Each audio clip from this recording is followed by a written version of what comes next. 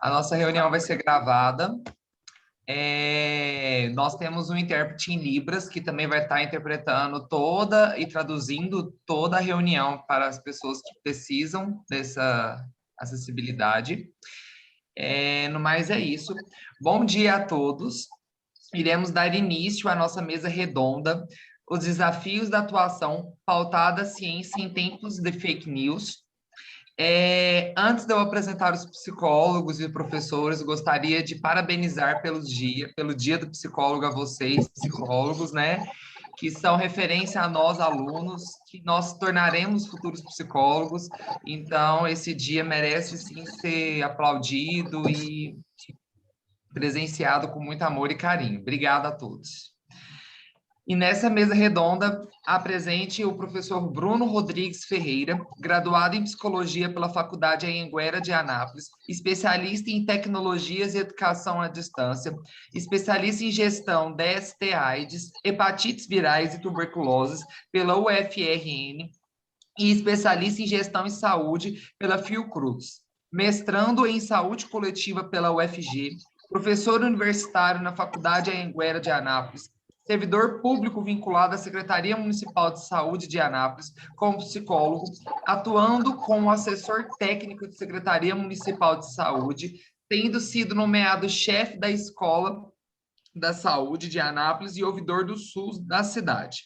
Já atuou como chefe do Núcleo de Ações Estratégicas e Gerenciamento de Crises da Secretaria Municipal de Saúde, tendo atuado também como gerente de atendimento especializado multidisciplinar no Hospital Municipal de Anápolis, também como coordenador do Centro de Atenção Psicossocial Álcool e Drogas de Anápolis, responsável pelo serviço de psicologia da UPA 24 horas de Anápolis, atuando como gerente de atendimento e responsável por treinamento e capacitação na unidade.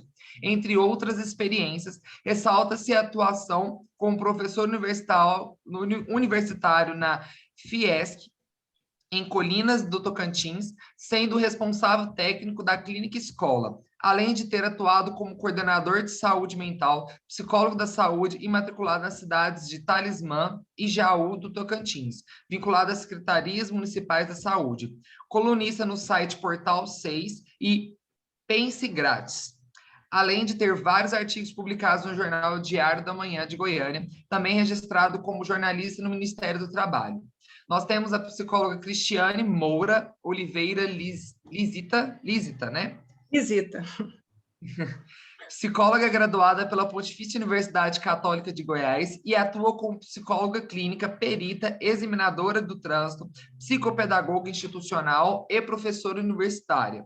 E também temos o Jean Costa Santana, que possui graduação em psicologia pela Faculdade Anhanguera de Anápolis, especialização em docência e metodologia do ensino superior pela Faculdade Anhanguera de Anápolis, especialização em gênero e diversidade na Escola da Universidade Federal de Goiás e especialização em psicopedagogia clínica e institucional pela Faculdade Católica de Anápolis.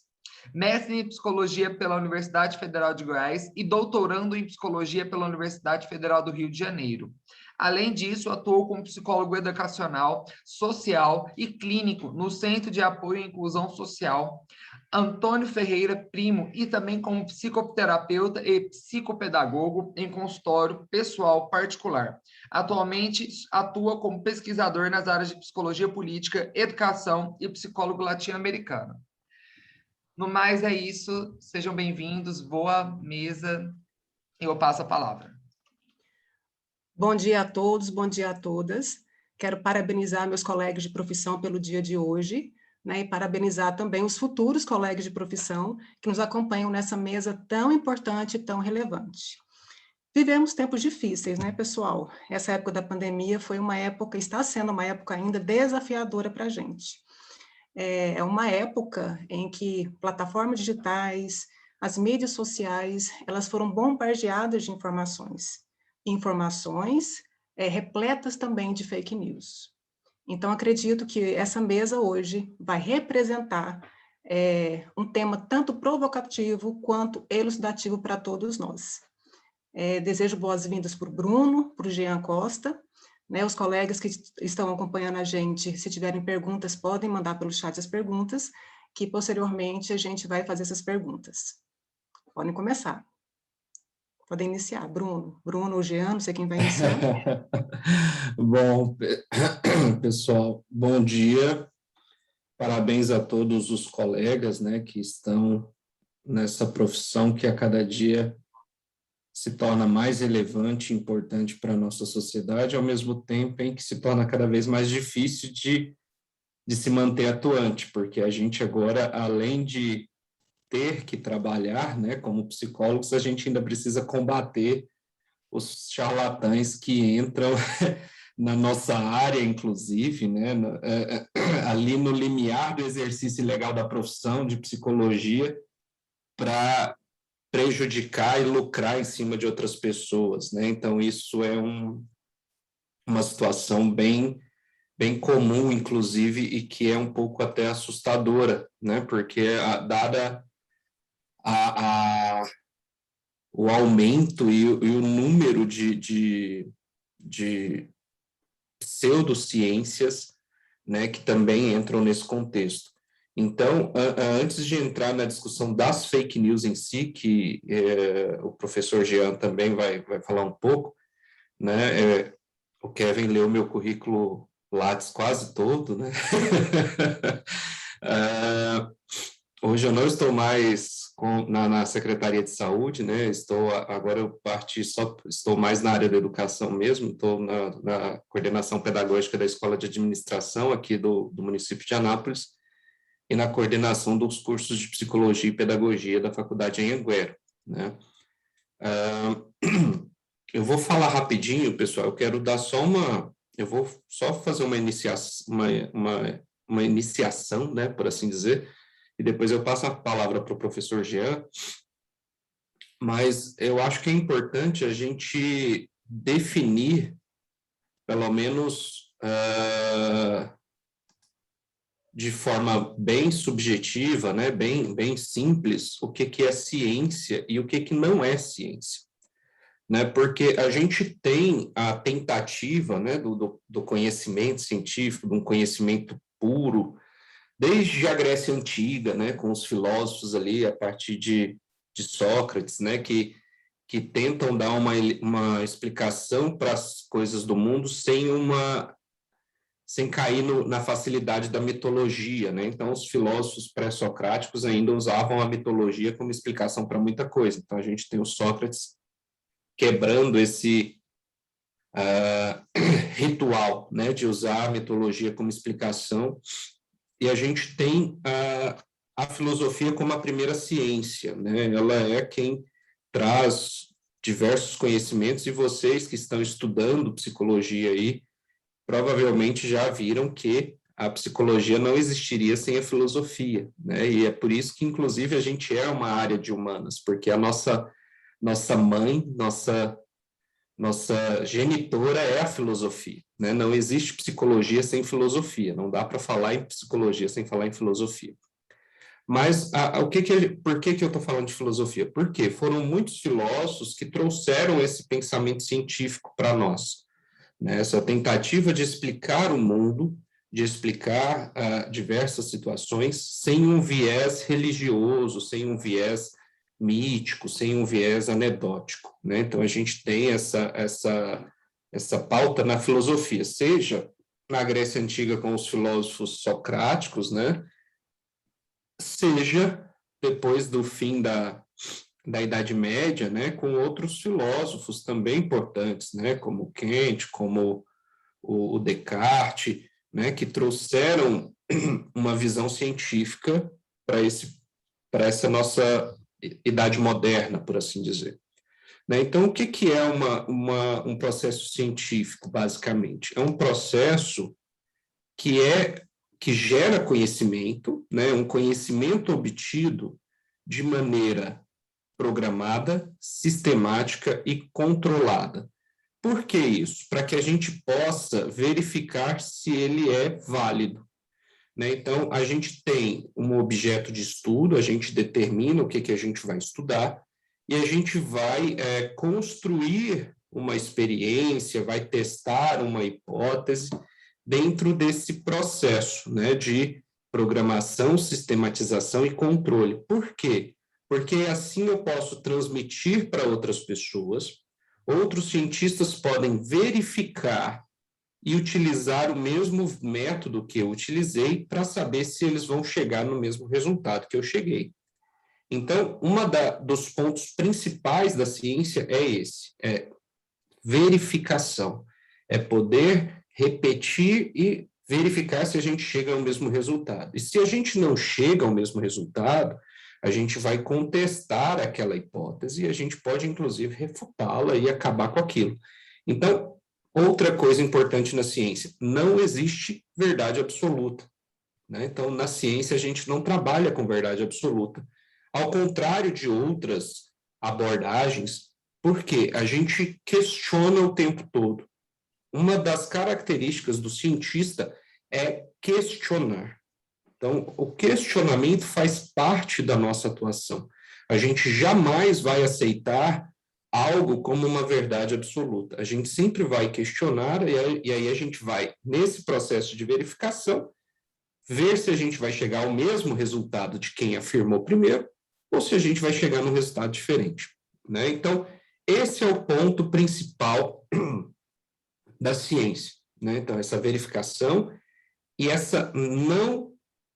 esse não apego a uma verdade ou uma descoberta, né? Então, a psicologia, inclusive, ela é uma ciência que está em constante movimento, né? Então, a psicologia é uma ciência relativamente nova, a gente tem pouquíssimo tempo de profissão no mundo, e no Brasil menos ainda, né? Então, a gente vai estar fazendo hoje 59 anos só de profissão, né? Então, a gente ainda é uma profissão bebê, né, no Brasil, mas pautada em conhecimento científico, em descobertas e novas e refutações, né? Então, isso aqui não está certo, deixa para lá, e a gente segue a vida, né? Então, é importante isso. E por que a gente define ciência? Para a gente poder falar o que não é ciência. Porque hoje a gente tem uma presença massiva, principalmente nas redes sociais, a gente discutiu muito sobre redes sociais ontem, de pseudociências. E aí, talvez, ao falar isso, algumas pessoas vão se sentir incomodadas, mas a gente tem muitas pseudociências, inclusive, permeando a psicologia. E isso é perigoso, né? Por quê? Porque o nosso código de ética, ele é claro, que a gente não pode desenvolver ou usar práticas que não estejam baseadas em ciência. E a pseudociência, ela é perigosa porque ela se traveste de ciência. Ela finge ser científica. Ela usa termos científicos, ela usa expressões, né, mais rebuscadas, para que a pessoa que está fora acredite que aquilo é algo verdadeiro. Mas a grande diferença é que a pseudociência ela não aceita ser questionada, ela não aceita ser refutada, e ela é tratada como um dogma. E quem tem dogma é religião. Na ciência, a gente não pode ter dogma. Na ciência, a gente não pode ter verdade absoluta. Então, quando uma pessoa vem com um tipo de tratamento milagroso, fantástico, provavelmente não presta. Provavelmente é falso. Provavelmente é perigoso, inclusive. E eu listei algumas práticas pseudocientíficas, não me xinguem, né? Mas elas, infelizmente, é fato, elas são pseudocientíficas, elas não têm comprovação científica, a começar por qualquer prática fora da física que envolva a palavra quântico. Falou de quântico, corre, porque a única pessoa que pode falar de qualquer coisa quântica é o físico. Se não é físico, é picareta, tá? Mudança quântica, a gente hoje tem promessas de reprogramação de DNA, né? E eu já até falei isso em outros momentos. A única forma da gente reprogramar o nosso DNA de maneira rápida hoje é se você pegar um avião e for parar lá em Chernobyl. só porque eu acho que você não vai gostar do resultado e provavelmente você nem vai ter tempo para aproveitar esse resultado, você vai morrer em poucos dias. Né? Então, a gente não tem a possibilidade de reprogramar DNA, muito menos pelo poder da mente. Né? Então, falou em quântico, é falso. Ah, professor, mas tem... É falso.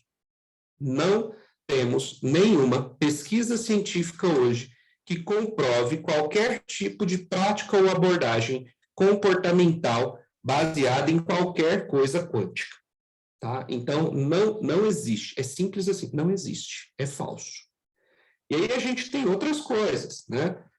Tem uma prática, inclusive, que está se tornando comum, e é assustador verificar o quanto ela está se tornando comum, que é a constelação familiar. Que ela não é científica, ela não tem nenhum embasamento científico, nenhum. E ela foi criada por um nazista bastante misógino, inclusive, que é o Bert Hellinger. Né? Então, eu fico bastante preocupado ao ver psicólogos usando constelação familiar. Porque é um tipo de abordagem não científica, ela é pseudocientífica, ela usa termos da ciência para se passar por uma prática verdadeira, e, ao mesmo tempo, ela tem uma posição misógina, né, tão escrota, que fica impossível da gente defendê-la como prática. Né? Então, se vocês pegarem os processos de constelação familiar, a maioria deles, inclusive, é pautada na culpabilização da mulher. O relacionamento não deu certo por causa da mulher. O relacionamento não deu certo porque a mulher ocupou um espaço que não era dela e tudo mais. Então, assim, isso é absurdo. Eu fico extremamente assustado de ver psicólogos usando isso e faço questão de denunciar o Conselho de Psicologia, porque se não é uma prática científica, viola o Código de Ética. Se você está usando uma prática que não tem comprovação científica, está violando o Código de Ética, simples assim. Né? E aí a gente tem outras coisinhas, né? A gente tem... Sim, alguém falou no comentário aqui, que inclusive é muito comum no meio jurídico. Isso é o mais assustador, porque no meio jurídico, em varas de família, a gente usar a constelação familiar é perigoso, porque geralmente quem é a vítima é a mulher. Aí você usa uma teoria que culpabiliza a mulher para tentar fazer qualquer tipo de conciliação, você coloca o agressor numa posição de superioridade. Isso é perigosíssimo, né? A gente tem outras práticas aí também pseudocientíficas, a homeopatia, né, que é aquele negócio de dar água diluída milhões de vezes, né? Então você está ali bebendo água com memória e não existe comprovação científica de que a água tem essa memória, né?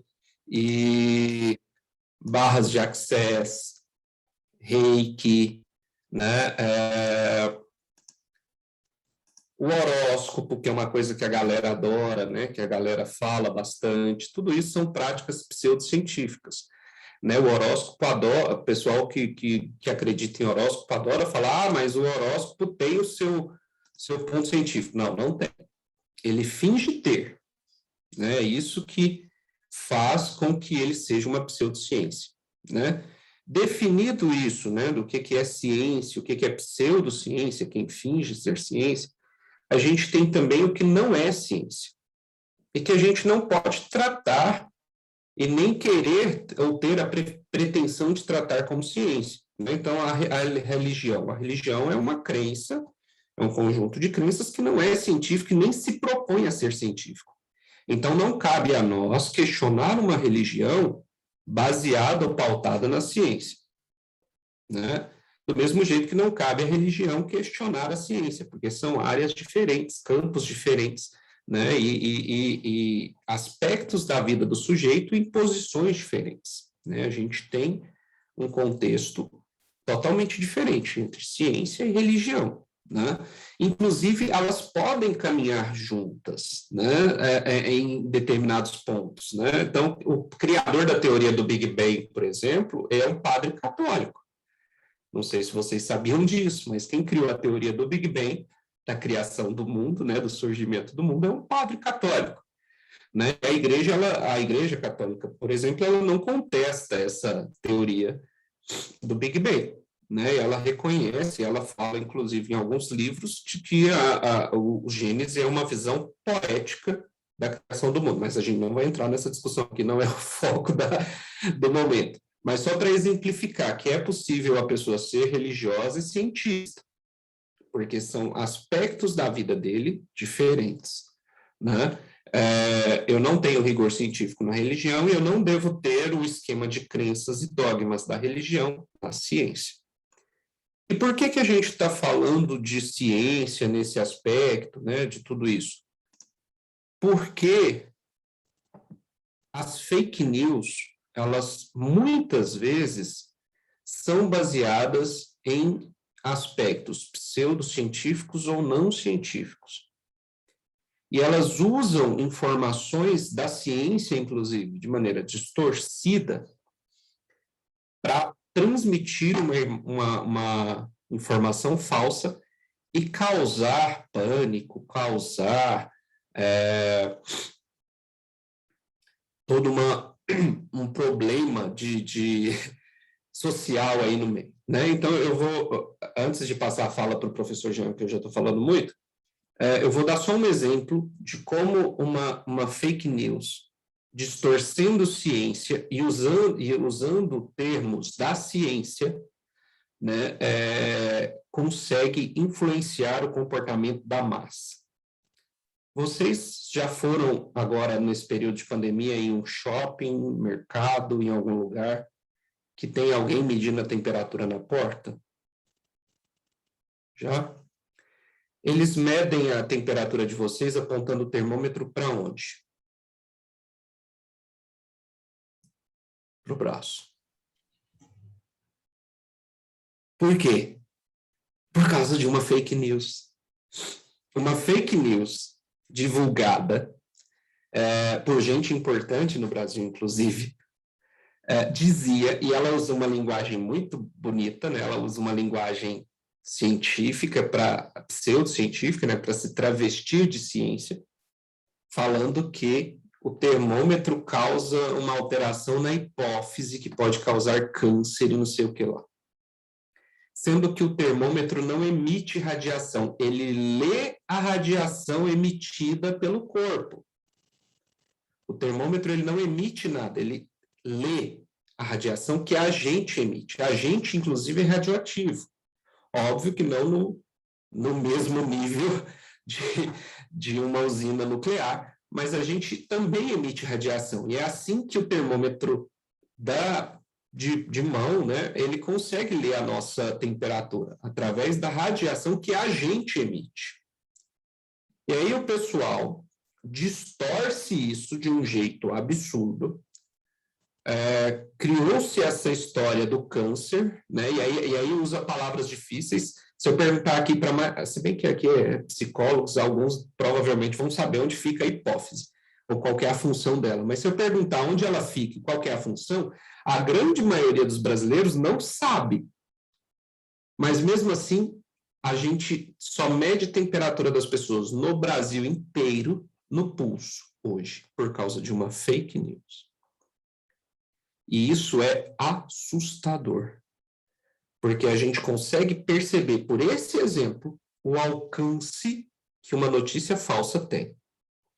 O alcance que ela pode ter, né? E isso é perigoso. Perigoso, inclusive, para aumentar a contaminação por Covid. Por quê? Nas nossas extremidades, como os pulsos, como os pés, a nossa temperatura costuma ser menor, porque tem menos circulação de sangue ali naquelas extremidades. Então, o corpo vai ter a concentração de temperatura maior no tronco e na cabeça. É por isso que nas instruções daquele termômetro fala para apontar ele para fonte. E aí o pessoal agora só lê a temperatura pelo pulso. E aí o que acontece? Pessoas que podem estar com febre vão entrar. Por quê? Não a mesma temperatura no pulso do que no resto do corpo. Né? Inclusive, a febre é uma coisa fantástica, né? O nosso corpo fala assim, olha, o vírus ou o corpo estranho que está dentro do seu corpo não consegue sobreviver em temperatura muito alta, então eu vou aumentar a temperatura do corpo para matar ele. O problema é que a gente também não consegue sobreviver em temperatura muito alta e a gente morre junto, né? Mas é um mecanismo de defesa, é um mecanismo para a gente saber que tem algo errado, né?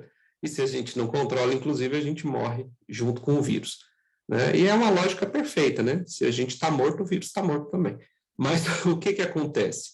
É perigoso a gente... essa discussão hoje, dessa questão da ciência e das fake news, ela é essencial porque ela está interferindo no nosso processo social. E é esse o problema. Porque quando ela fica restrita a um nicho, né, não incomoda, mas não é um problema grande. O problema é quando ela afeta a sociedade como um todo. Eu já falei demais, vou deixar o professor Jean falar um pouco, depois eu falo mais, porque senão eu fico monopolizando a fala.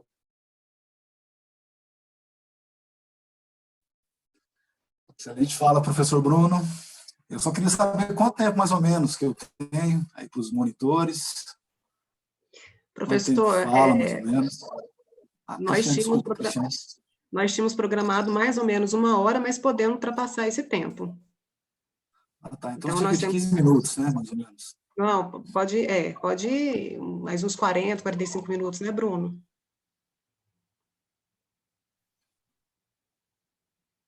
Ok.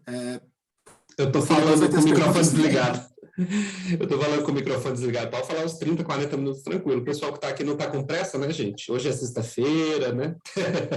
De comemorar o nosso... o dia todo. Ok, eu vou falar cerca de 20 minutos, mais ou menos, né? Até mesmo porque imagino eu que todo mundo está cansado, né? E que esse isolamento, né, que ainda permanece, meio fraturado, mas ainda permanece. E todo mundo está cansado de ficar de frente ao computador, né, tal, enfim. Então, acho que às vezes pode ficar um pouco cansativo. Enfim. Então, pessoal, eu quero parabenizar, né, todos vocês, né, a mim também, eu também sou psicólogo, como foi apresentado, pelo nosso dia. É uma data extremamente importante, porque ela representa a regularização da psicologia, né, lá em 62. Então, e a importância que a psicologia tem tido socialmente. A gente vai desdobrar isso aqui um pouco, né? E também, ela representa também nessa direção, né, a psicologia como um campo político, de disputa, né, um campo onde que há várias forças, né, que atravessam, né, para que haja um posicionamento, né, a partir de certos interesses. Então, a gente vai debruçar isso aí melhor.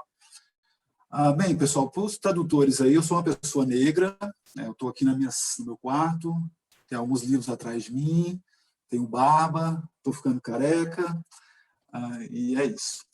E eu quero prestar as condolências, né, a todas as pessoas que perderam algum parente aí pela Covid-19. Eu quero prestar meus sentimentos, né, se tem alguém aí com a gente, né, que teve essa perda.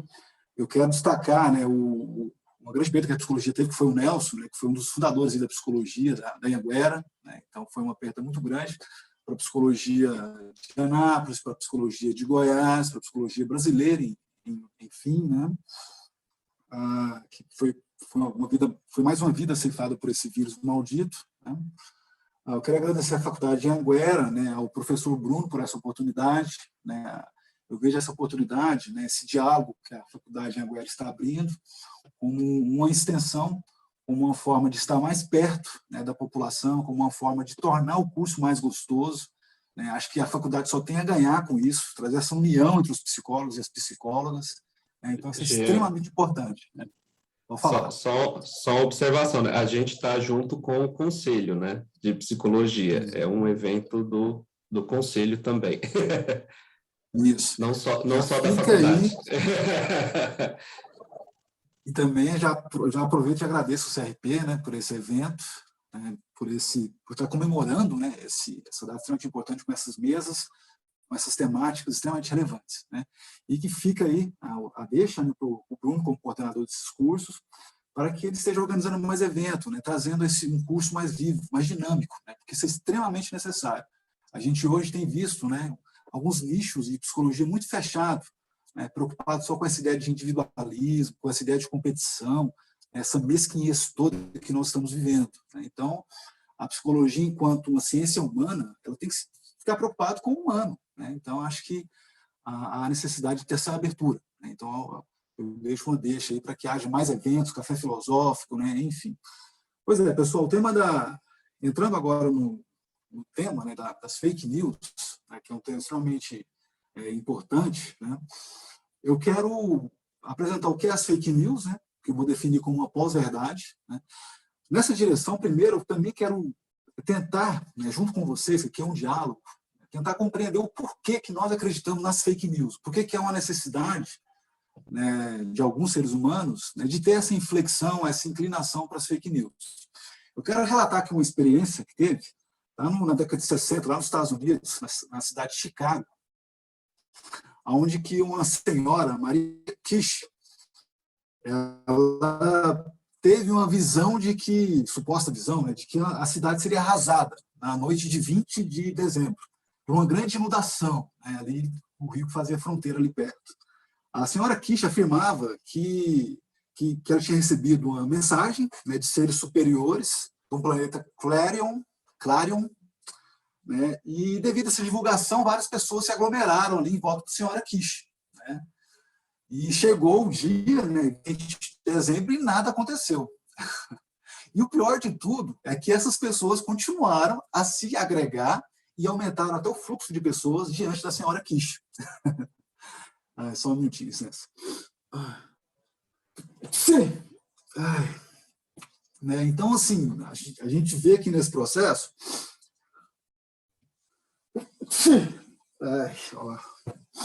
A gente vê nesse processo, pessoal, por que teve essa inflexão, né? Então, o psicólogo social Leon Festinger, ele percebendo esse movimento, né, ele viu que isso foi registrado, foi noticiado, ele resolveu ir lá pesquisar essa galera.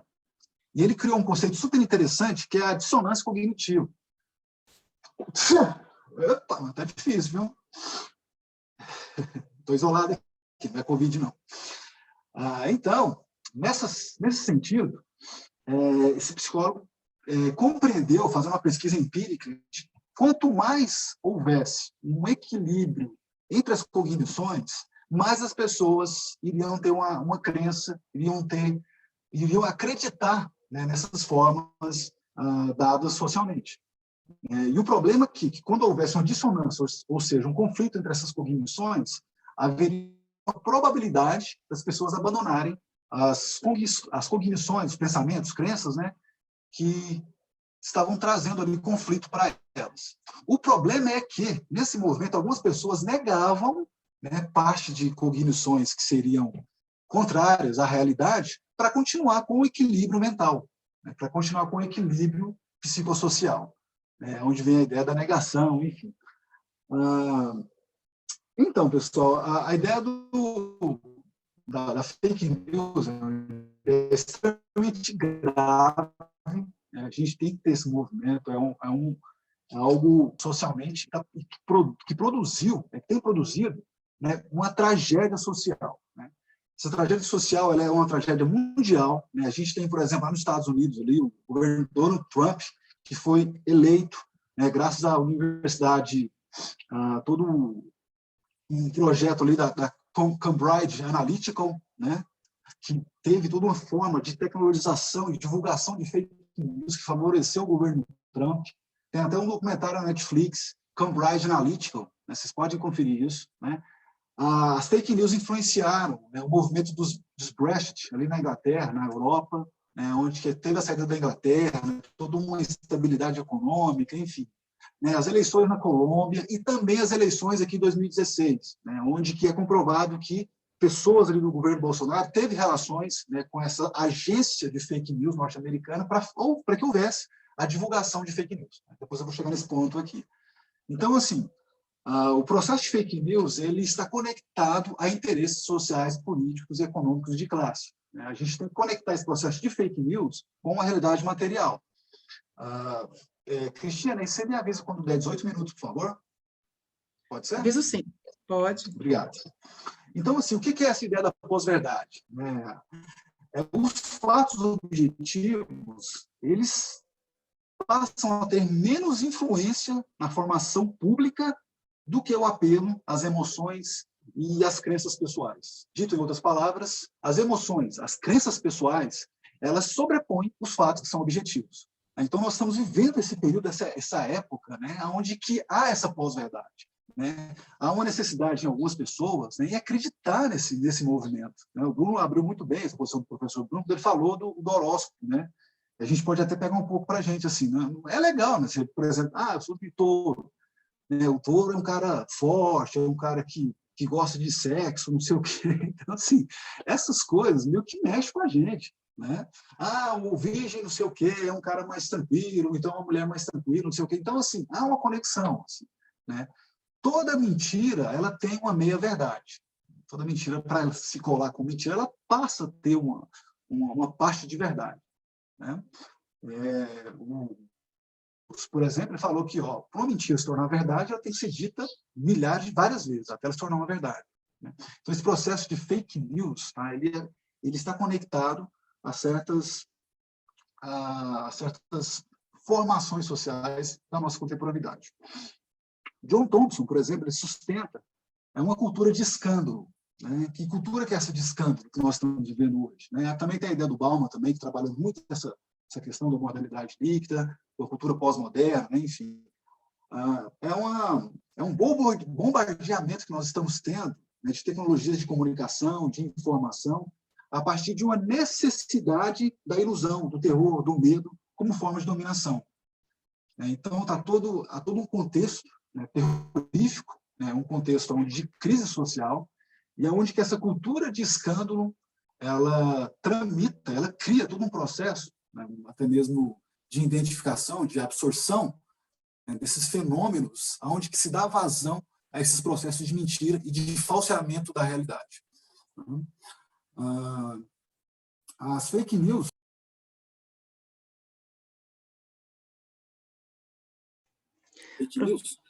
ela é indiferente da idade. Então, a base que ela tem é nesse sentido. Né?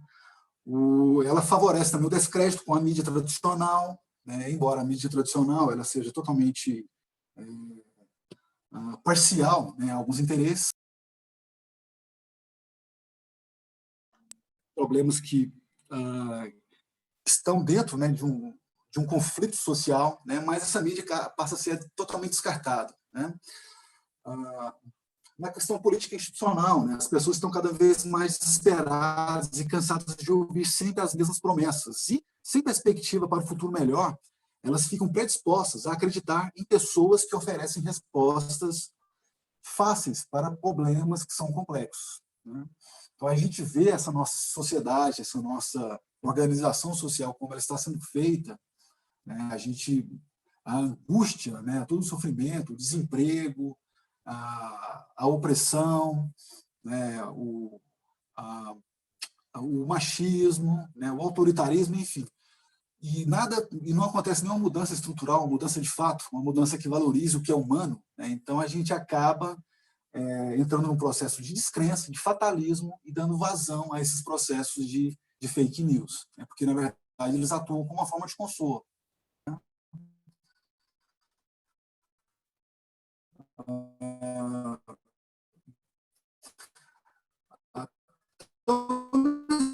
Processo, outra pessoa, que é o Robert, nessa edição, ele fala de 4 formas de construção ativa, que é intencionalmente criada, manipulada e mantida por certos grupos. A ignorância como produção intencional. Tá? Então, a gente vê esse movimento, né, lá na Cambridge Analytica, né? A gente vê esses movimentos em grupos bolsonaristas aqui, né? São pessoas que são perversas, que sabem que aquilo é errado, mas entram no risco de negação, né? E faz por quê? Para manter uma estrutura de dominação, manter uma estrutura de opressão, manter uma estrutura de privação da palavra para a população, né? De enganamento mesmo. Né? E esse processo, né, ele acaba favorecendo, né, de fato, né, intencionalmente, interesses de grupos, né, que estão no poder. A ignorância virtuosa é outro ponto também. A ignorância como resistência ou cautela moral. Uma ignorância como produto da particularidade que impede de ver a verdade. Né? Então, se no processo a gente tem uma ignorância, né, que um grupo ele fomenta, né, em outro processo a gente tem uma ignorância de um grupo que tem uma resignação como virtude. Né? Isso cai muito no mundo das crenças, numa visão de mundo. Né? A minha religião é assim, eu tenho que ser conservador, eu tenho que ser, né, eu tenho que entrar nesse processo de negação da realidade social. Né? Eu vejo a ignorância como uma virtude. Né? Cai no processo também de segurança pessoal, né, de identificação com certos processos, né, de falta de medo de autonomia pessoal. Né? Então, essa ignorância como virtude, que entra também na dinâmica fatalista, é aquela que drasticamente vai naturalizar toda forma de organização social. Não, é assim mesmo, nunca vai mudar. Entra num processo de resignação, né, e entra num processo de consolação ideal. Né? Então, assim, nesse processo a gente percebe também que as fake news favorecem, acaba conectando, né, com essas formas de ignorância. Enfim, pessoal, a gente entra agora nesse ponto do desafio para a ciência, né, a ciência diante dessa realidade. Eu queria mostrar aqui algumas fake news, né, para a gente se divertir um pouco, né, só que não vai dar tempo. Né? Eu acho que fake news, por exemplo, que o STF, né, queria tirar Deus da democracia, tem aqui a fake news.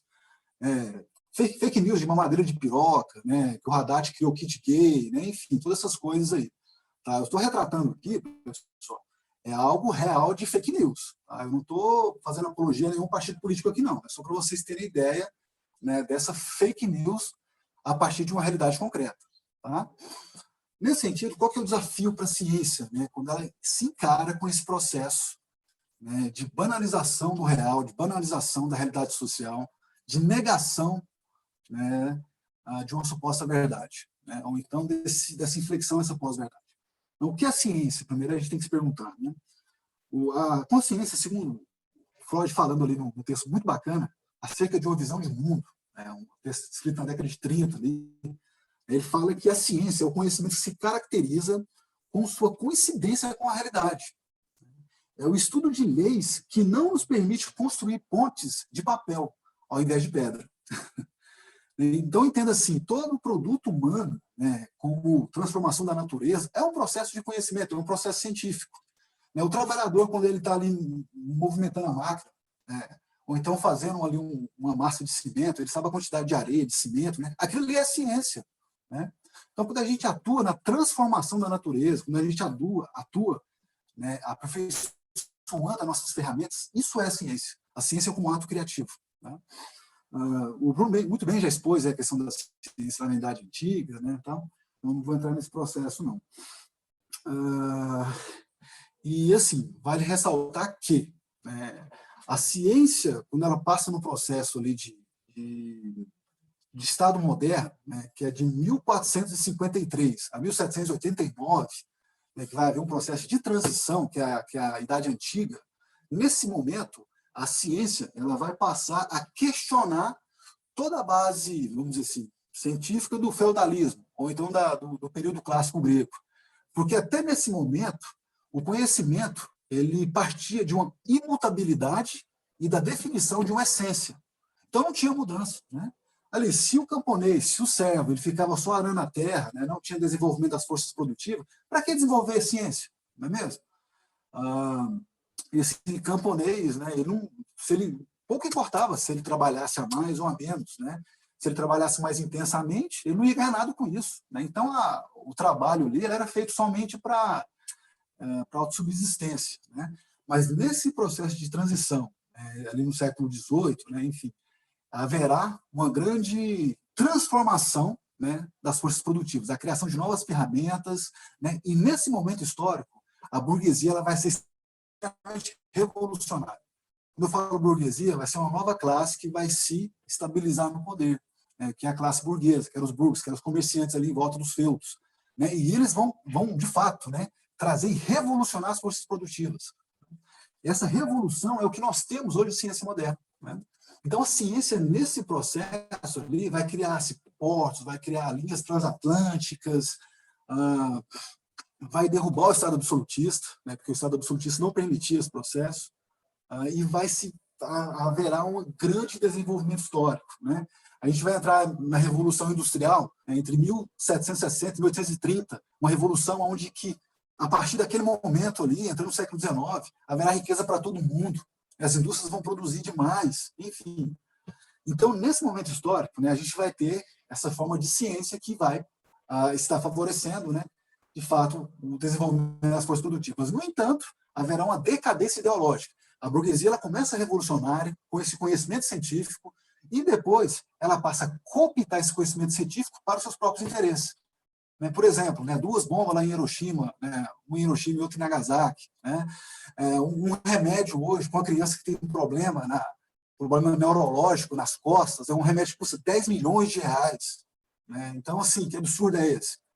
Então, a ciência, nesse momento, ela está travada por causa dos interesses burgueses que estão a favor do lucro.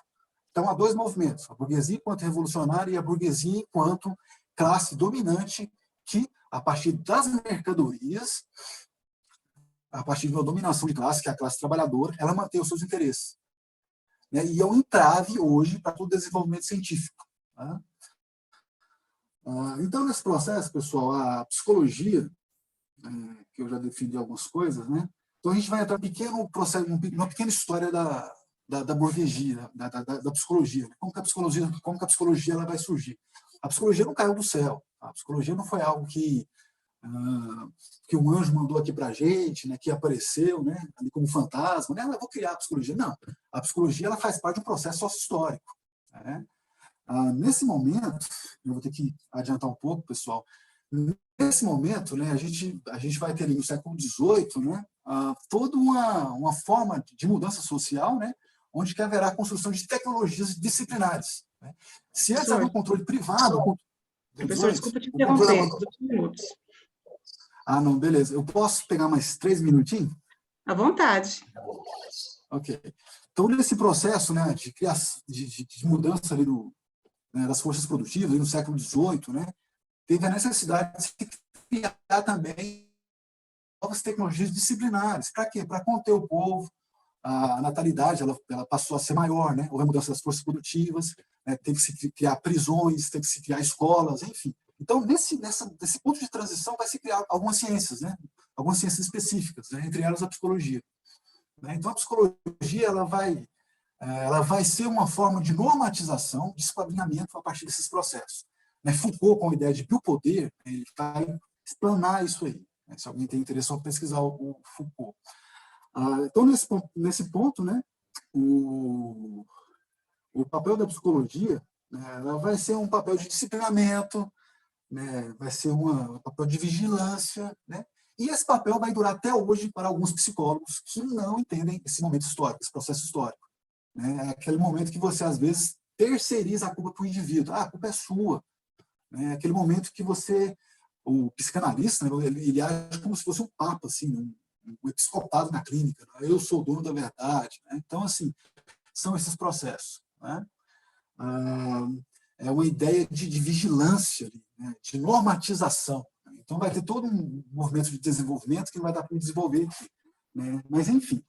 Então, a psicologia, pessoal, ela vai nascer como uma ciência específica, um determinado momento específico e com uma função específica a partir desse surgimento, né, do capitalismo ali com a Revolução Industrial. O papel político, né, da psicologia, então, a intenção é tornar a psicologia, né, então a gente tem a compreensão desse movimento todo, né, e o que a gente pode fazer, então, para pensar um pouco essa psicologia enquanto uma ciência, né, que tenha uma reflexão, né, para uma totalidade, né, que problematize, né, as suas ferramentas, né, a sua própria teoria. Né? Aí, nesse ponto, eu quero trazer para vocês a necessidade, né, de uma psicologia, né, que repense o seu próprio papel. Vocês, como futuros psicólogos, ou psicóloga que está me escutando, né, é necessário a gente ter essa inflexão. Por quê? Porque senão a gente vai se tornar quase que um coach. Né? não é a ideia do coach, né? A ideia do indivíduo, a superação, meu mind symphony, não sei o quê e tal. Só para vocês terem ideia, entre 2015 e 2019, né, conforme dados aí do Pedro e da Kissela, né, dois excelentes psicólogos aí, da Universidade de Brasília, né, o coach ele teve um crescimento de 300% aqui no Brasil. Né, fica justamente por causa da venda, né, dessas formas de crença. Né. Então, é um processo, né, que vem, né, cada vez mais demonstrando, né, o papel esdrúxulo dessa psicologia que não problematiza qual é a sua função social. Né? Porque eu vejo a psicologia como um espaço de disputa. Né? Lembra quando eu comecei a minha fala? Então, é esse espaço de disputa que nós temos que tensionar na psicologia. Né? Então, assim, a ideia, né, é orientar, né, o potencial dessa psicologia, né, para a influência social, né, perceber uma negatividade da história. Né. Na clínica, por exemplo, ali, a gente se depara com uma micropolítica. Né. A clínica pode ser uma instância também política? Claro que pode, e ela é. Né, porque a clínica ela vai dar, por exemplo, um indivíduo, seja uma mulher, seja um homem, seja um negro, né, que como uma partícula, como uma mônada, ele está atravessado, ele é a consequência de todo o sofrimento que é social, né, de uma totalidade social, né, que vive na angústia dessas contradições sociais. Então, assim, a própria proposta clínica, né, a proposta da psicologia no trabalho, a proposta da psicologia hospitalar, enfim, ela tem que entender esse movimento de mediação entre esse indivíduo que ela vai lidar, né, e esse indivíduo enquanto resposta de relações sociais. Freud bem já enfatizou, né, que toda psicologia individual é uma psicologia social. Então, nesse sentido, a gente tem que partir desses processos de compreensão. Né? Para não aceitar o ponto de partida, né, da naturalização da realidade social. Né? Compreender a oposição de grupos em distintas posições dentro da ordem social, do capitalismo, que determina os interesses dos indivíduos. Considerar as forças sociais dentro de interesse de classe e o papel político do psicólogo no seu fazer científico. Então, desde um papel ali de uma psicologia que seja comunitária, né, social, né, a uma psicologia que seja clínica, a gente tem que tensionar o máximo possível, né, as contradições que essa psicologia ela representa, né, que eu tentei trazer para vocês aqui. Há necessidade de uma revisão teórica e conceitual, né? Olhar para a realidade social, ter sensibilidade aos problemas sociais, permitir ser impactado pelos problemas, né? E, ao mesmo tempo, saber que tem problemas que não cabem à psicologia, tem problemas que são estruturais, né, que partem de uma ordem maior. Por exemplo, a gente está num país com mais de 14 milhões de desempregados. Né? Já pensou na psicologia do desempregado, por exemplo? Né? Ao invés disso, a gente pensa na psicologia do trabalhador, né? A psicologia que já entra nesse processo de normatização. Né? Mas espera aí, como que estão os condenados da terra? Né? Como que é ser negro? Como que é ser mulher? Como que é ser homossexual? Como que é ser criança aqui? Né? Como que a gente entende esses processos? Será com a psicologia, né, que pretende, né, negar toda a individualidade? Ou será com a psicologia como um campo de disputa que, a partir de a gente entender essa negatividade, a gente pode reconfigurar os seus processos e assim contribuir socialmente? Então, há necessidade dessa inflexão. A realidade, então, ela deve convocar os conceitos. Né? Os problemas sociais deverão convocar a teoria. Né? Muitas vezes a psicologia ela atua de cima para baixo. Né? A gente parte de teorias importadas, né? Sem ao menos fazer uma revisão teórica, sem ao menos fazer uma tensão, né? Uma confrontação com a nossa realidade, que é totalmente distinta. O Brasil tem a sua herança baseada numa história colonial escravocrata, né? Um capitalismo dependente, né? Onde que ao menos há espaço para a política pública. Né? Por exemplo, o Bolsonaro vetou, né, a proposta de psicólogos para a escola, vocês sabiam disso? Né? O STF teve que revogar e tal. Então, assim, o mínimo do mínimo, que são políticas públicas, já não está tendo espaço mais. Então, a gente tem que tensionar, compreender esses fenômenos, porque eles interferem diretamente no nosso que fazer psicológico, no nosso que fazer de psicólogo ou de psicólogo. Entender a objetividade científica, né, que é outro ponto também, né, que a gente expressa essa questão, né, que a psicologia ela é ciência, né, e é uma falácia dizer que você tem que ser neutro, né, o positivismo, né, a ideia de uma neutralidade científica. Não, isso é uma falácia. A própria objetividade científica ela nos convoca a uma parcialidade. Não tem como você ser neutro diante do drogadicto, do sofrimento humano, diante da tortura. Né? Como você vai ser neutro nesses processos? Né? Como você vai atender lá na clínica uma mulher, né, que está desesperada, está sendo abusada? Né? Como você vai partir? Não, a minha escuta ela tem que ser uma escuta que eu não vou me envolver ali, né, sentimentalmente. Isso é impossível. O próprio Freud, quando ele fala da contra-transferência, né, tem essa inflexão nessa posição, esse condicionamento. Então, você entender que essa mulher ela faz parte de uma totalidade social, que o sofrimento está ali com ela, né, não individualizar esse sofrimento, né, e você fazer uma mediação com as questões que são sociais. Né. A ideia é incomodar mesmo, a ideia é você ter uma percepção de problemas estruturais, né, e que geram outros problemas que são funcionais a uma ordem que é estrutural. A opressão da mulher, a opressão do negro, né? A opressão do deficiente. A gente tem o ministro da Educação aí que está sendo a favor de criancinhas da escola, né? Na sala de aula com outras crianças que são, entre aspas, normais. Então, a gente tem que fazer essa inflexão a esses fenômenos, é tomar partido mesmo, é sujar as mãos. Né? E esse partido que eu falo, né, é um partido que, no sentido da ordem social, no sentido da emancipação humana, tá? Não de uma proposta partidária que, às vezes, é um entrave até mesmo para a emancipação humana. Definição de problemas, né, outro ponto que a gente tem que ter essa inflexão, romper com clichês. Né? Muitas vezes eu vejo uma psicologia repleta de clichês, né? Toda falta esconde, todo excesso esconde uma falta, não sei o quê. Né? Então, são umas coisas que são lamentáveis. Né? Eu entendo que muitas vezes, né, a gente não tenha tanto tempo para trabalhar, né? Nós que somos trabalhadores, então a gente não tem tanto tempo para leitura. Mas o problema maior é a gente ser capitulado, né, a essas formas de psicologia científica, de clichês. Né? Você impõe o problema para a pessoa, você define, você interpreta o que é o problema e o que não é. Né? E cai no mesmo processo de psicologização. Então, isso é muito lamentável, a gente tem que romper com esses processos. Né? E romper com essas atitudes reducionistas e psicologistas é fazer com que essa psicologia ela entre num processo de conflito, onde que ela vai romper com toda a naturalização social que existe hoje. Né? É você ter consciência disso, você ampliar a sua consciência e perceber a estrutura social, a forma de organização social que nós estamos hoje. Porque, querendo ou não, aceitando ou não, ela te interfere. Tá? Ela vai te interferir. Ela vai formatar você para o trabalho, ela vai condicionar você, né, com relação aos seus pacientes ou não. Né? E, sobretudo, é você refletir. Né? Poxa, o que eu posso fazer? Né? O que eu posso fazer enquanto ser humano? O que eu posso fazer enquanto psicólogo, psicóloga? Para tornar essa psicologia menos irrelevante para as questões sociais. Lembrando que toda questão social também é individual. Então, é isso aí, pessoal.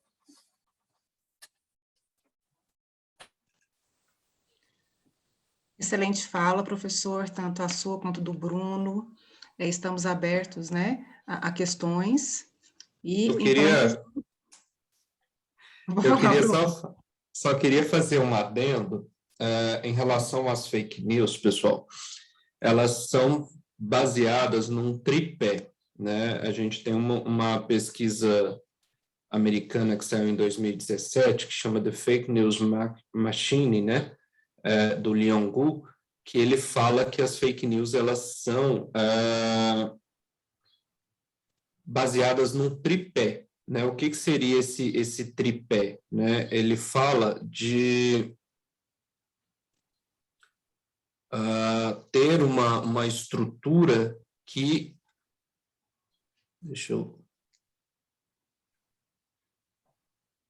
que engaja a pessoa. Né? Então, ela tem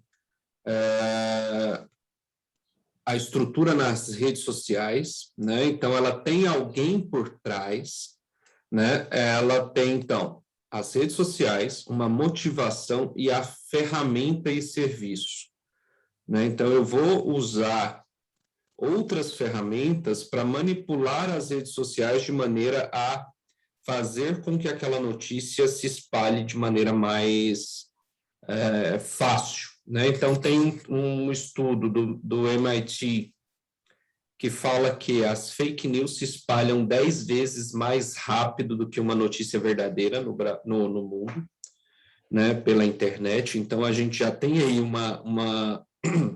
uma dificuldade em combatê-las por causa disso, pelo tempo que elas se espalham. E a gente tem uma outra questão aqui, só para finalizar, que um dos recursos principais da fake news, e que vocês vão poder identificá-las nesse sentido, é o que a gente chama de linguagem incendiária. O que é essa linguagem incendiária? É uma linguagem calculada para provocar ódio, aversão e desprezo, né? Então, ela não tem a intenção de convencer você de que aquilo é real, mas de destruir o inimigo, né? Provocando nas pessoas o pior tipo de pensamento, receio, resistência. Né? Então, o professor Jean, por exemplo, citou o caso da fake news da mamadeira de piroca. Ela, que era uma fake news que falava que em creches, professores estavam dando de mamar para crianças em mamadeiras que tinham bico em formato de pênis. Ela nem tenta te convencer de que aquilo é verdade, porque é absurdo demais, né? Mas ela tenta desmoralizar o adversário. Então, a fake news, ela também tem um adversário, né? Então, quando se falou do termômetro, que eu comecei no início falando dele, ela tinha um interesse de atingir alguém, né? Então, ela tinha um inimigo a combater, né? Então, as fake news, geralmente, elas têm um inimigo, elas têm alguém que precisa ser combatido, né? Um monstro que precisa ser derrotado. E isso é uma característica muito comum nas fake news. Não deixe que eles te dominem, não deixe que o comunismo vença, não deixe que os reptilianos dominem o mundo, né? Então, sempre tem um inimigo a ser combatido. E sempre tem um convite ou uma pressão para você participar da divulgação ou da propagação daquilo, né? Então, quando eu divulgo um dado científico, por exemplo, eu não fico falando compartilhe com todos que você conhece, né? Apesar que a gente deveria fazer isso também, né? Mas a fake news, ela sempre vem dessa coerção, né? De compartilhe com o máximo de pessoas que você conhece, com o máximo de pessoas que estão na sua lista, para que essas pessoas também vejam a verdade, né? E aí vem de novo aquilo que eu falei no início. Se é tratado como dogma, já tem problema, né? Então, se aquilo é a verdade, que precisa ser descoberta, que precisa ser conhecida por todos, já tem algo errado com isso, né? Andrei, está com a mão levantada, você quer fazer alguma pergunta? Olá, bom dia, me ouvem? Sim. Bom dia para todo mundo. Não, só aproveitando um pouco da fala do Jean, aliás, bom dia, Jean. Bruno, Cristiane. Eu concordo muito com essa fala, quando ele disse sobre essa questão das fake news e a ligação com a cognição humana. No ano passado, em agosto do ano passado, a Ordem dos Psicólogos Portugueses divulgou uma cartilha orientadora dos profissionais daquele país em relação a fake news, que já acontecia com outros temas, mas também que foi potencializado no contexto de pandemia. E o que eu achei interessante foi que, entendendo como existem pessoas, grupos focados exatamente em influenciar a cognição humana de forma negativa, eles chegaram à conclusão ali nos estudos que eles fizeram com um grupo de pessoas, que quando você tenta, que na verdade para você combater a fake news, seria o ideal evitar de falar o mito.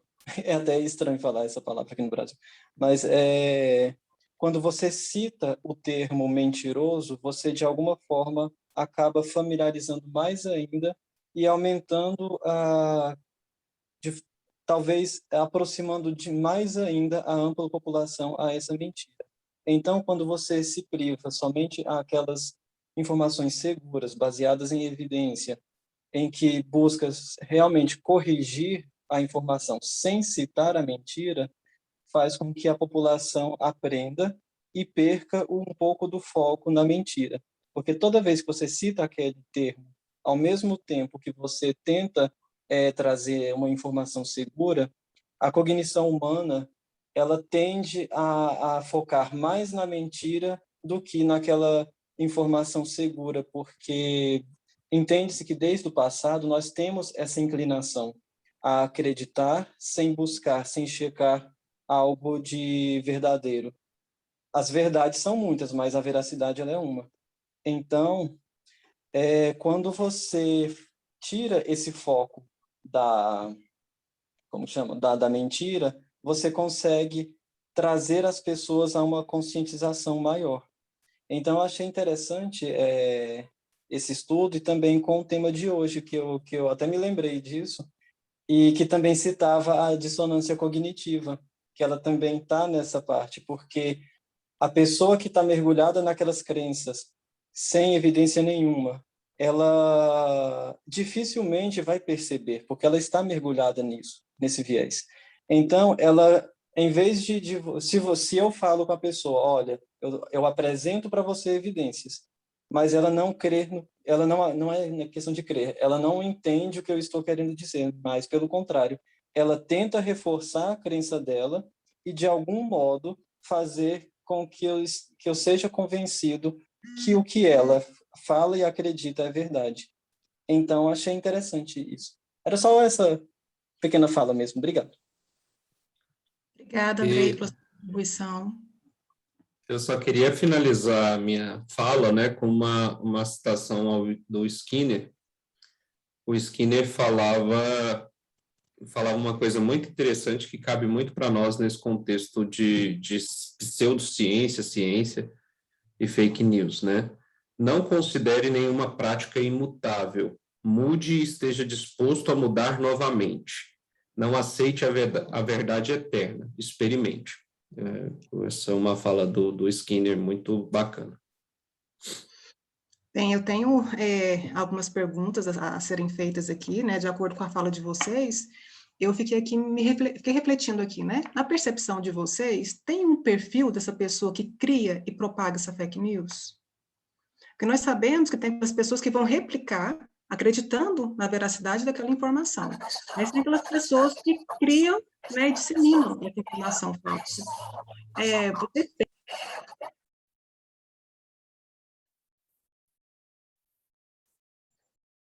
estava desligado aqui. Na fala de vocês, ouvindo a fala de vocês, eu fiquei me questionando sobre alguns aspectos, né? E me surgiram alguns questionamentos.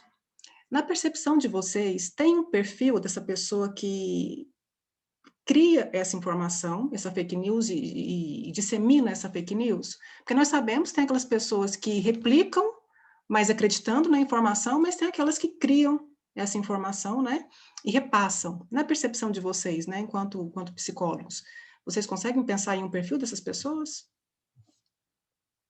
Eu sei que é muito, falar sobre isso é muito superficial, né, mas vocês pensam em algum perfil assim? O estudo do Leon Gu, né, ele fala dessa questão, né, que sempre tem alguém com interesse por trás, né? Então, geralmente alguém que vai ter algum tipo de lucro sobre essa propagação, seja um lucro financeiro, né? Então, empresas propagam fake news, né? Também não é uma particularidade da política, né? Então, empresas concorrentes propagam fake news ou ajudam a propagar fake news em relação a outras, né? E existe também o interesse político, né? Que também vai gerar um lucro por trás. Então, a pessoa, geralmente, ela não cria uma fake news só por criar. Por quê? Ela pode criar uma fake news só por criar, mas ela não vai entrar naquele tripé lá, né, de ter as redes sociais, o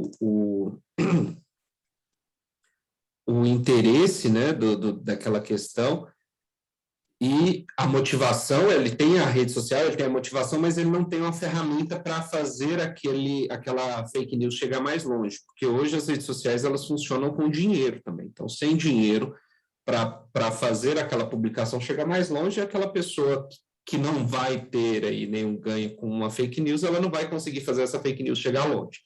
Então, ela vai ter aí a necessidade de... Tem que ter o tripé, tem que ter o interesse, tem que ter as redes sociais e tem que ter o dinheiro por trás para movimentar isso, né? Então, por exemplo, o Ministério Público entrou com uma ação agora pedindo bloqueio de bens e até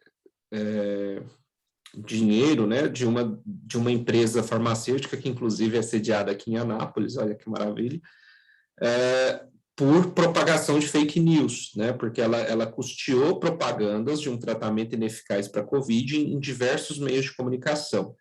Então, ela pagou para uma notícia falsa ser publicada em várias redes, né, em vários meios de comunicação. Por quê? Porque existia um interesse por trás. Tanto é que o lucro da empresa, no último ano, foi milionário em razão da venda desse medicamento sem eficácia comprovada, né? Então, geralmente, o criador da fake news ele vai ter isso, ele vai ter um ganho por trás, né? Então, vai haver o criador de fake news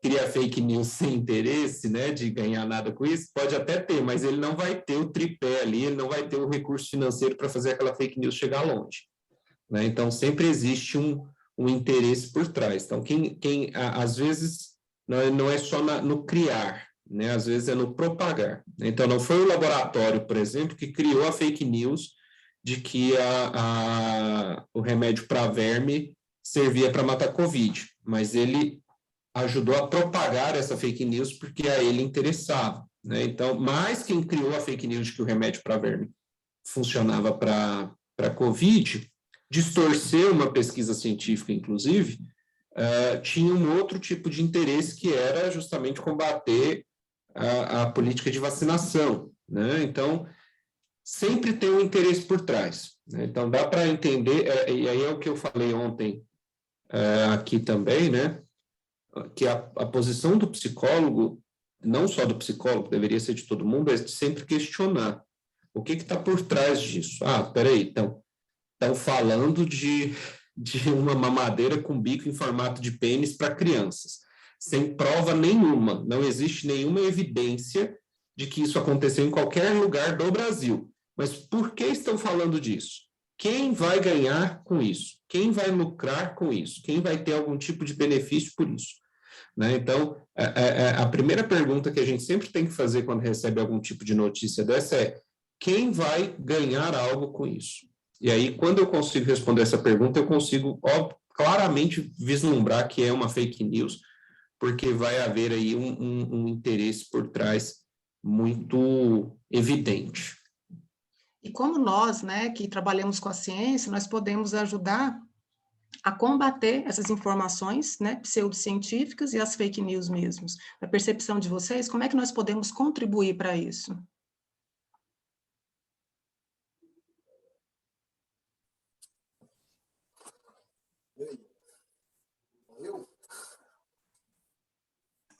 Pode ser Pode responder, pode ser. Ok. Bem, tem uma agência aqui no Brasil, né, que se chama Agência Lupa. Eu acho o trabalho deles extremamente interessante, né, que eles atuam justamente desmascarando, né, toda essa mentira institucionalizada que a fake news tenta impor.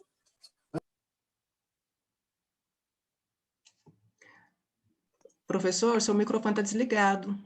Acho que o Jean caiu. Cabra também. Eu acho que ele caiu. Aí voltou. Voltou. Voltou. Deu para falar da Agência Lupa? Deu para falar? Iniciou. Só iniciou e depois cortou. Tá. Então eu vou começar de novo. Aqui no Brasil tem uma agência que se chama Agência Lupa, né? Vocês podem pesquisarem aqui na internet.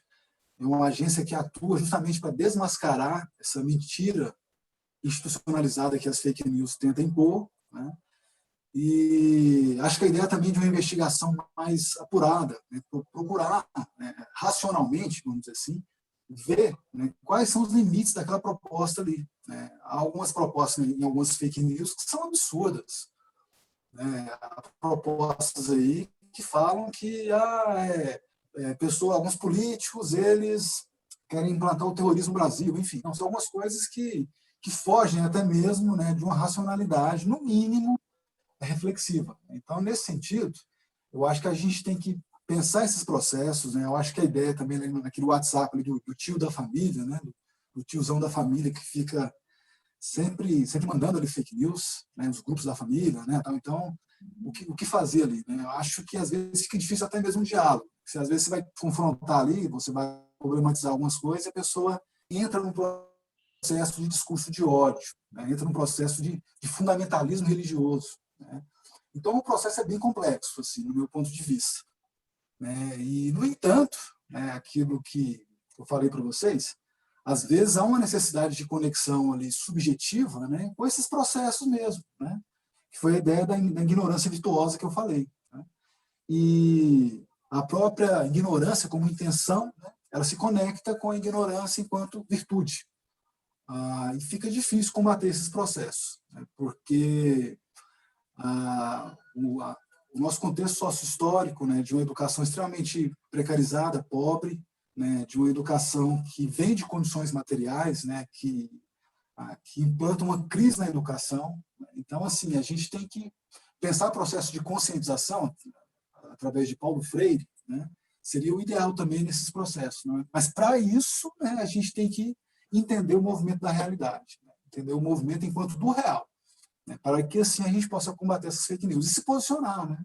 Eu acho que às vezes vale a pena, né, você sempre propor ali um diálogo, né, com o seu tio, com sua tia, né, com o tiozão ali do WhatsApp, e assim problematizar algumas coisas, né, porque a ideia da posição ela é necessária. Se não quis ouvir, eu acho que ficar na sua. Aí você pode consultar essa também, né, consultar essa agência Lupa que eu falei aqui. Só complementando o que o Jean falou, que foi uma resposta ótima, né? Eu acho que também é uma coisa que eu sempre falo com o pessoal da academia, né, da faculdade, é que a gente precisa chegar nas pessoas com mais facilidade, como as notícias falsas chegam, né? Então, existe muito um distanciamento da academia ainda da população, né? Então, o objetivo da ciência é melhorar a vida das pessoas, porque todos nós usamos ferramentas desenvolvidas pela ciência para facilitar a nossa vida. Essa reunião acontecendo agora de maneira virtual é uma prova disso. Foram cientistas que desenvolveram a internet, computador, tudo mais que a gente está utilizando aqui como ferramenta, né? Mas falta, talvez, a gente estar mais próximo da população, né? Então, eu sinto, às vezes, a necessidade da gente falar com uma linguagem mais acessível, né? A gente usa uma linguagem academicista muito frequente, isso afasta as pessoas. A gente atuar de maneira a fazer uma divulgação científica mesmo, né? De falar das descobertas, de falar das práticas, tornar os conhecimentos que a psicologia tem mais acessíveis, mais populares, né? Porque é isso que faz a gente perder espaço, inclusive, essa pose, né? Essa postura acima dos outros, que muitas vezes faz a gente perder espaço. Por quê? Porque hoje o Jean falou do coach ter crescido 300%. Por quê? Porque a linguagem dele é a linguagem do povão, né? Olha, eu vou te ajudar a ganhar dinheiro, né? Eu vou te ajudar a ficar rico, eu vou te ajudar a ter sucesso. E a gente sabe que ele não vai fazer isso, a gente sabe que ele não tem como fazer isso. A gente sabe, mas o outro não.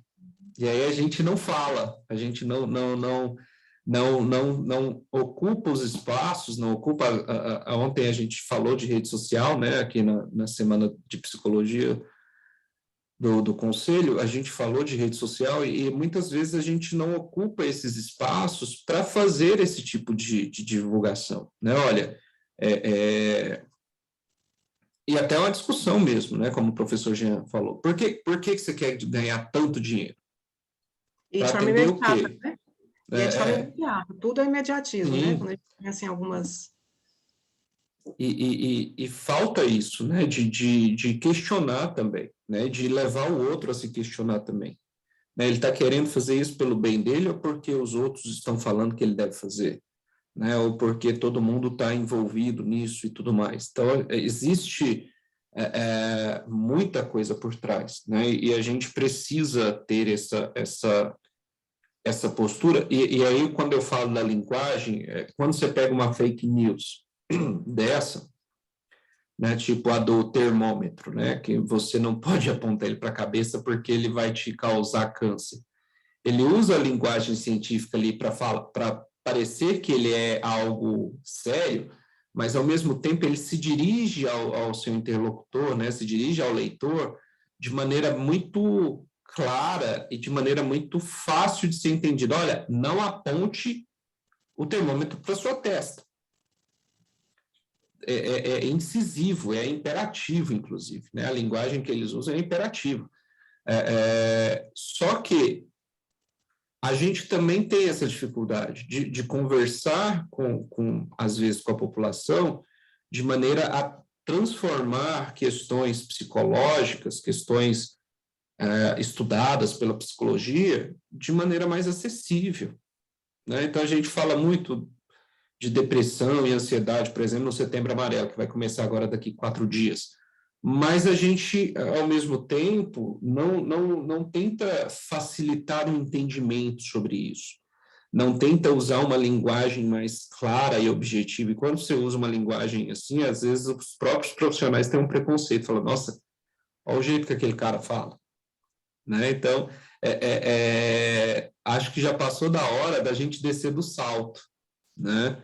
Da gente entender que nós precisamos estar próximo das pessoas que a gente se propôs e prometeu ajudar quando a gente se formou, né? Então, esse é um aspecto importante. Então, se eu estou distante, né, e o Jean falou muito, uma questão interessante sobre isso, né, aquela postura do ser o dono da razão e tudo mais, eu que sei o que é bom para você, eu não consigo gerar nenhum tipo de vínculo com outras pessoas, porque eu sou melhor que os outros. Se ele percebe que eu me acho melhor que ele não vai ter vontade de se conectar comigo, porque eu já vejo ele como alguém inferior, como alguém que é burro, como alguém que não sabe das coisas.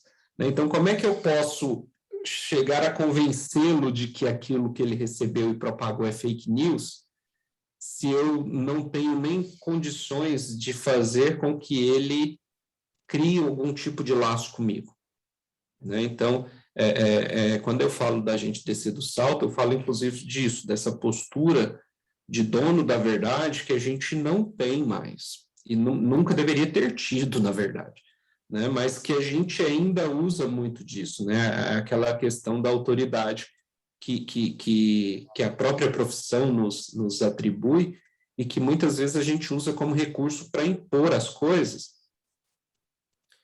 E aí volta ao Sócrates, né? Que transmitia conhecimento conversando de igual para igual com as pessoas no meio da polis lá da cidade, né? Na praça, né? Tanto que Sócrates não deixou nada escrito, porque ele construía o conhecimento com as pessoas, discutindo. Né? Quem veio escrever o que Sócrates fez foi Platão. E é importante a gente também ter essa postura, né? de estar próximo dos outros, de colocar o outro como um igual. Se eu me vejo com uma pessoa igual, eu consigo ter uma relação mais positiva com ela. E aí eu consigo questionar as coisas, por exemplo, sem parecer que eu estou me achando melhor que ela. É isso. Professores, a Márcia Vieira está perguntando quais foram os artigos utilizados para esta palestra.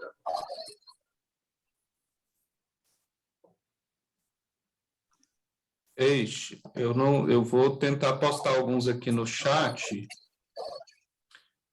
que tenho, alguns são pagos, viu, pessoal? Eu nem consegui falar do Bandura, inclusive, mas eu vou...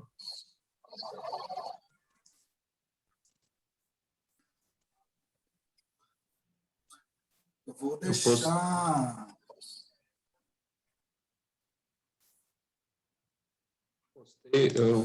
Tentei copiar alguns aqui no chat, mas não vai. O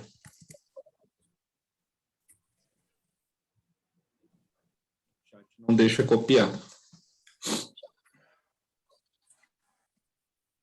Mas um dos arquivos que eu usei foi o The Fake News Machine, do Leon Gu. Deixa eu ver. Só ele aqui. Só o do Leon Gu eu consegui postar.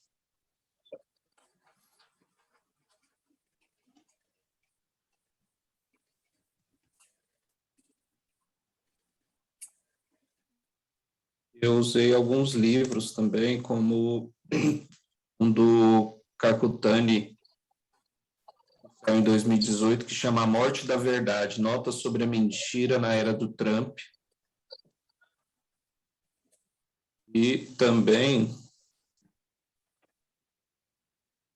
um do Dancona, Matthew Dancona, que chama Pós-Verdade, A Nova Guerra contra os Fatos em Tempos de Fake News. É um livro da Faro Editorial, de 2018. Vou colocar aqui também o livro, vocês conseguem achar ele na Amazon, tá?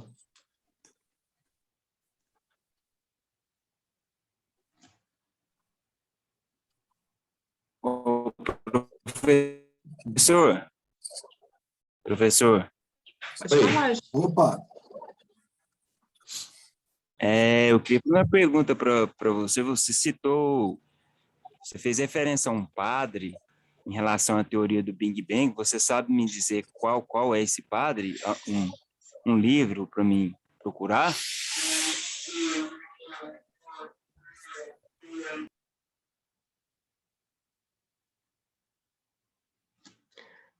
Bruno, seu microfone está desligado. De novo, né? É um padre francês, eu não sei falar o nome dele, é o Jean Lemaitre. Eu não sei se é assim que fala, eu vou falar o nome dele aqui no chat, vocês conseguem pesquisar sobre ele melhor, né? Ele foi um padre católico que era astrônomo também. Ele é que propôs a teoria do Big Bang. Tem alguns livros que falam sobre isso. Tanto pelo nome dele na internet, vocês conseguem achar material sobre ele. O professor Jean disponibilizou o e-mail, o pessoal pode entrar em contato com o senhor? Isso, por favor, se alguém tiver algum interesse, eu posso passar o referencial teórico, né, e também os livros pelos quais eu me amparei aqui hoje, tá bom? Aí fica mais fácil assim, porque eu estou no celular, aí fica complicado, né? Ter que passar para o computador, enfim. Eu deixei o e-mail, vocês podem entrar em contato comigo pelo e-mail.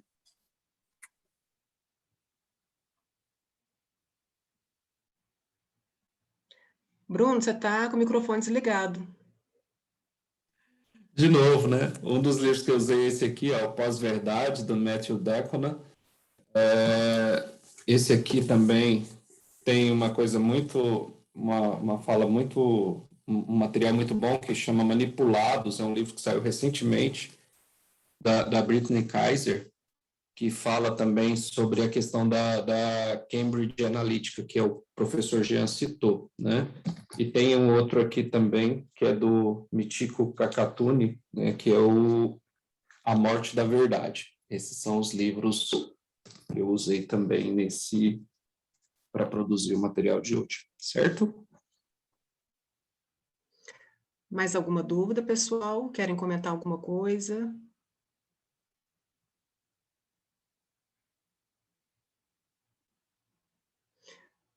Podemos encerrar, então? Então, eu gostaria muito de agradecer o professor Bruno, o professor Jean, né, pelas excelentes contribuições que nos deram no dia de hoje. Acredito que foram falas, né, muito provocativas e muito elucidativas também. Então, muito obrigada mesmo. Obrigada pelos monitores, né? Obrigada, pessoal da Libras que está aí. E meu agradecimento especial para todos aqueles que nos acompanharam nessa manhã. Muito obrigada. Obrigado, gente. Obrigado, Cris. Obrigado, pessoal do conselho. Está sempre com a gente aí, né? Apoiando, tanto lá na faculdade, né? A nossa atuação. E tem sido uma parceria muito bacana entre a instituição e o Conselho de Psicologia, né? Parabéns ao Adson, né? Ao conselho na pessoa do Adson, que é o presidente atual.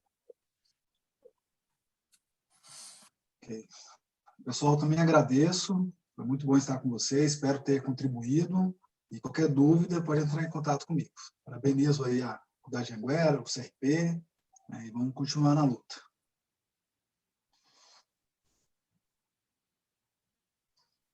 Obrigado, professores, obrigado, Cristiane, Jean, Bruno, por essa palestra incrível. Tenho certeza que vai nos enriquecer bastante.